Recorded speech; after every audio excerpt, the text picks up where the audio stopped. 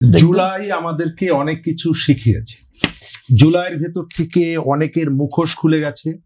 জুলাইয়ের আন্দোলনের ভেতর থেকে খুনিরা, লুটপাটকারীরা দেশ থেকে পালিয়ে গেছে। আবার জুলাইকে, একটা আন্দোলনকে, পপুলার আন্দোলনকে পথে ঘাটে কিভাবে বিক্রি করা যায় তার অসংখ্য উদাহরণ আমাদের সামনে আছে। রাতারাতি আঙ্গুল ফুলে কিভাবে কলা গাছ হয়েছে কিছু মানুষ জুলাইকে বিক্রি করে, সেটি আমরা দেখেছি।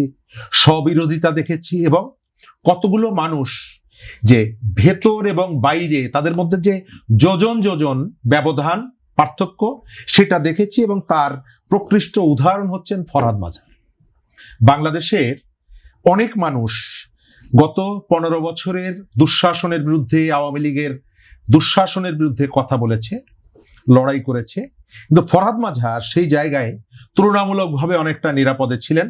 তার জীবনের একটি ঘটনা, এবং সেটি খুবই বিতর্কিত, যে কেন তিনি অপহরণের শিকার হয়েছিলেন, এবং সেই যে নাটকীয় ঘটনাগুলো আমরা জানি।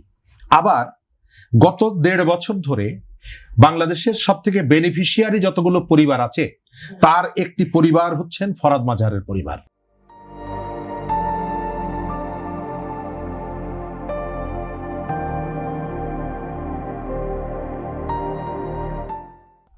যার স্ত্রী মন্ত্রী, তিনি বাইরে বিভিন্ন জায়গায় সরকারের অনুষ্ঠানগুলোতে আমন্ত্রণ পেয়েছেন, আবার বাইরে এসে বলেছেন এই সরকার হচ্ছে বিভ্রান্ত হচ্ছে, পুরস্কার পেয়েছেন। তার নামে ঢাকা শহরে সিটি কর্পোরেশন, যে সিটি কর্পোরেশন জুলাইয়ের পরে যাকে দায়িত্ব দিয়েছিলেন ভালো মানুষ হিসাবে, এখন ভদ্রলোক পালিয়ে বেড়াচ্ছেন, এজাজ সাহেব দুর্নীতির দায়ে পালিয়ে বেড়াচ্ছেন। তিনি ফরহাদ মাজারের নামে সম্ভবত কোথায় যেন একটা ব্রিজের উদ্বোধন করেছেন। অর্থাৎ জুলাইয়ের সব থেকে বেশি সুযোগ সুবিধা যে পরিবারটি পেয়েছে তার একটি পরিবার হচ্ছে ফরহাদ মাজার। কিন্তু সম্ভবত তিনি ঠিক এটিকে যেভাবে নিজেদের মতন করে চালাতে চেয়েছিলেন, বাংলাদেশে একটা দীর্ঘমেয়াদী এই ধরনের অনির্বাচিত মবের একটা শাসন যেভাবে টিকিয়ে রাখতে চেয়েছিলেন, সেটি হাতছাড়া হয়ে যাওয়ার কারণে তিনি এই কথাগুলো বলছেন।